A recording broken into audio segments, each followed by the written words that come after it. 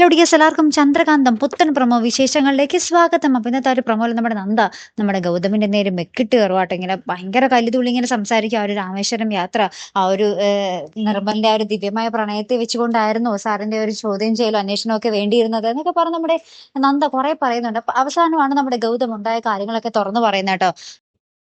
അപ്പൊ നമ്മുടെ പിങ്കിയും ഗിരിജ ആണെങ്കിൽ ആ രാമേശ്വരം യാത്രയെ പറ്റി തന്നെ ഇങ്ങനെ ആലോചിച്ചുകൊണ്ടേയിരിക്കും കേട്ടോ. അപ്പൊ നാളെ വല്യമ്മ അതിനെപ്പറ്റി പറയുമല്ലോ, അപ്പൊ നിനക്ക് കൂടുതൽ സമാധാനമാകുമല്ലോ എന്നൊക്കെ പറഞ്ഞ് നമ്മുടെ ഗിരിജ നമ്മുടെ പിങ്കിയനോട് ഇങ്ങനെ പറഞ്ഞുകൊണ്ടിരിക്കും കേട്ടോ. അപ്പോഴാണ് പിറ്റേ ദിവസം നമ്മുടെ വല്യമ്മ പറയുന്നത്, നമ്മുടെ ഗൗതവും പറയുന്നുണ്ട്, ആണ്ടുബലിയല്ലേ, രാമേശ്വരത്ത് പോകണ്ടേ, പിങ്കിയും കൂടെ വന്നോട്ടെ, ശ്രദ്ധിച്ചാൽ മതിയല്ലോ എന്നൊക്കെ നമ്മുടെ ഗൗതം നമ്മുടെ വല്യമ്മയോട് പറയുമ്പോഴാണ് ആണ്ടുബലിക്കാണ് പോകുന്നത്, അതിനു വേണ്ടിയാണ് പിങ്കിയും കൂടി കൊണ്ടുപോകുന്നത്, അർജുന്റെ ആണ്ടുബലിക്ക് കേട്ടോ.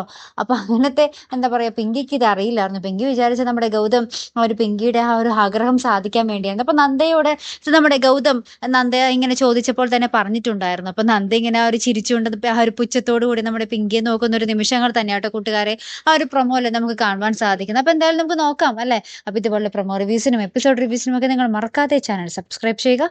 അടുത്തൊരു വീഡിയോയുമായി വരുന്നത് വരയ്ക്കും ഗുഡ് ബൈ.